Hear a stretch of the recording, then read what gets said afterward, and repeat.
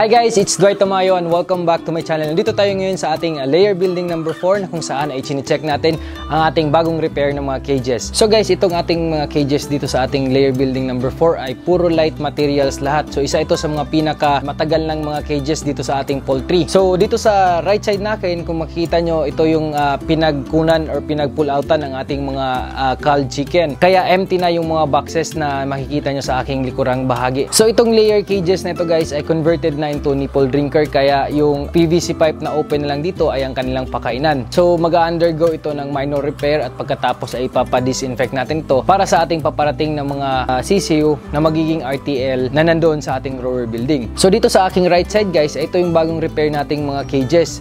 Previously ito ay open pipe na drinker yung nilagay natin dito. So yung number 3 na PVC pipe na black ay kinat natin into half, and then yun yung tubigan natin dito sa poultry. At itong cages na lang na ito guys ang natitirang open pipe na cage. So ngayon ay i-convert din natin ito into nipple drinker type na cages para mas maganda na, mas malinis yung tubig at saka hindi kaagad nako-contaminate yung tubig at nai-infect yung ibang manok kapag meron tayong mga outbreaks. Nakahanda na guys yung nipple drinker nito, in order na natin, at saka yung lalagyan ng overhead box natin dito ay nakahanda na din. Ito ay made of steel na kung saan ito ay pina-welding natin at pinintahan natin ng red oxide para hindi kalawangin. Ang unang-unang pina-repair natin dito is yung flooring nila na kung saan ito ay made of green screen na 1 inch yung butas. So bakit 1 inch yung butas? Para makalabas ng maayos yung maipot ng ating mga manok, and then mabilis yung pag-dry up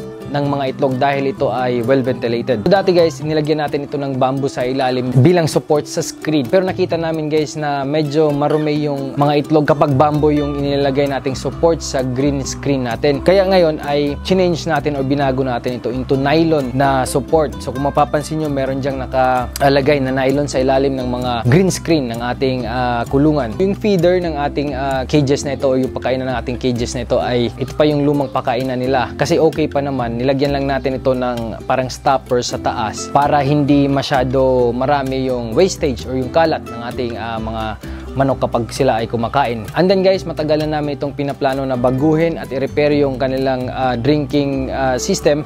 Kaya lang, syempre dahil sa masyado mababa yung presyo ng itlog ngayon at mataas yung presyo ng feeds, ay yung profit margin natin ay hindi na katulad dati na medyo mataas talaga. So it takes time para makapag-ipon tayo kasi medyo magastos din yung pagpa-repair at pag-convert nito into nipple drinker. So imagine guys, yung gagamitin nating PVC pipe dito ay nasa 50 pieces na 3/4 na PVC pipe. So yung isa nun is nasa 100 plus, so that's around 6,000. And then plus nipple drinker na nasa 30 to 35 pesos yung isa. Yung estimate namin dito is mag-spend kami ng nasa 540 to 560 nipple drinker dahil yung plano ko is i-double nipple drinker ko yung mga boxes para if yung isa pumalya ay meron pang available na isa para hindi talaga mawala ng water supply yung ating mga alaga. Kasi kapag hindi nakainom ng ating mga manok ay of course in 24 hours ay baka mamatay na kaagad ang ating mga alaga. So guys, kung mapapansin nyo din ay wala pang net na nagko-cover sa buong building. Ito na lang yung building na natitira na wala pang net. So plano din natin yan na palagyan ng buong net para hindi na makapasok yung mga native na manok at iba pang mga hayop na posibleng umatake sa ating mga alaga. So ngayon guys ay pupunta tayo sa ating grower building number 1 at grower building number 2 para i-check ang kondisyon at situation ang ating mga sisiw na pinapalaki at ito-transfer natin dito sa ating layer building number 4.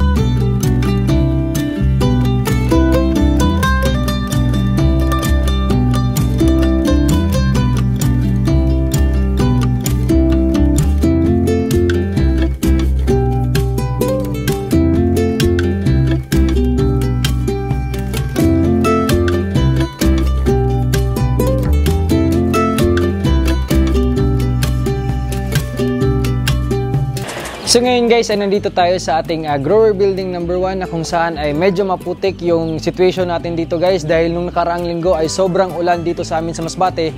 dahil sa bagyong Agaton. So kapag merong mga sudden changes or extreme na weather condition ay naapektuhan talaga guys ang kalusugan ng ating mga manok, lalong-lalo na ang kanilang respiratory system. So kanina ay naglibot ako sa entire poultry at nakita ko sa ating grower building number 1 na merong portion ng mga sisiw dito or mga pinapalaking mga sisiw dito na merong mga sipon. So paano natin yun na-detect? Nakita ko kanina guys na yung mga beak or yung mga tuka ng ating mga alaga dito ay merong mga sumasabit na mga feeds. So ibig sabihin ay merong fluid na nandoon sa kanilang tuka na maaring galing ito sa kanilang ilong, and then every time na kumakain sila ay dumidikit doon sa fluid na yon na nandoon sa tuka ang kanilang mga feeds. So isa ito guys sa symptoms na kung saan ang ating mga manok ay merong sipon. Sinabi ko to guys sa aking mga videos na it takes a lot of skills para malaman natin kung ang ating mga manok ay nasa normal condition pa ba or nasa normal situation pa ba from hindi na normal. Kaya kailangan talaga natin na obserbahan yung behavior ng ating mga manok. Dahil nga meron ng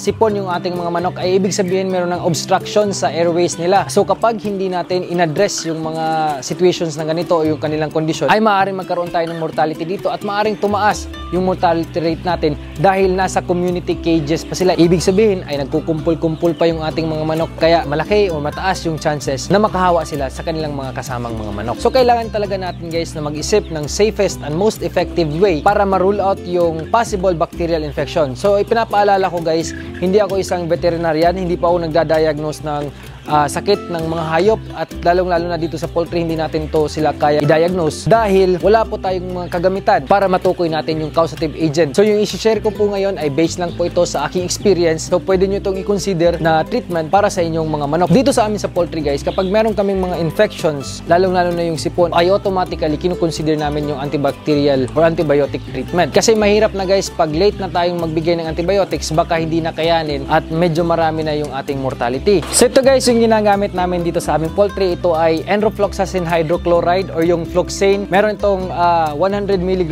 per ml na antibiotics at ito ay nire-recommend sa poultry ng nasa 2 ml per gallon at 1 ml per gallon kapag sa swine or sa mga baboy. So ito ay binibigay guys ng nasa 4 to 5 days para ma-rule out talaga yung mga bacterial infections. So dito sa amin sa poultry guys ay importante na meron kaming ganito palagi para ready kami if ever merong mga possible na sipon dito sa aming poultry. Ngayon guys ay ibinigay natin ito sa ating mga sisiw na kung saan ay meron nga tayong nakitaan ng possible na sipon. So hindi pa natin nalalaman kung bacterial or viral infection ba yung dumapo, pero at least meron na tayong nilagay na pangunang treatment sa kanila or possible ito na talaga yung kailangan nilang treatment. So sa mga non-laying nating mga alaga katulad nito dito sa grower building number 1 at grower building number 2 ay wala tayong problema guys dahil hindi pa naman sila nagpo-produce ng eggs. Ibig sabihin ay walang antibiotic residue ang matatagpuan sa ating mga produktong itlog. At kapag ang mga may tama nating mga manok ay nandun sa layer buildings or yung mga nangingitlog na talagang mga manok ang nagkaroon ng sakit, ay kailangan natin ng assistance ng isang experts, lalong-lalo na yung ating mga veterinarian dahil nagkakaroon ito ng antibiotic residue sa ating mga itlog. So kailangan talaga guys na may guidance kayo ng mga veterinarian. Ang enrofloxacin na ito guys or yung floxane na ito ay ito yung recommended namin dahil masyado short lang yung withdrawal period niya. Nasa 5 days lang yung withdrawal period niya, kaya pwede na nating gamitin ulit or i-consume ulit yung ating mga produktong nakukuha sa ating poultry. Like for example, yung egg. 5 days after natin mabigyan ng antibiotics ang ating mga laying chicken, ay pwede na ulit natin i-consume ang mga na-harvest na itlog. At kapag sa meat type naman or sa 45 days naman, 5 days after na pagbigay natin ng enrofloxacin, ay pwede nating makonsume yung meat ng chicken na nilagyan natin ng enrofloxacin.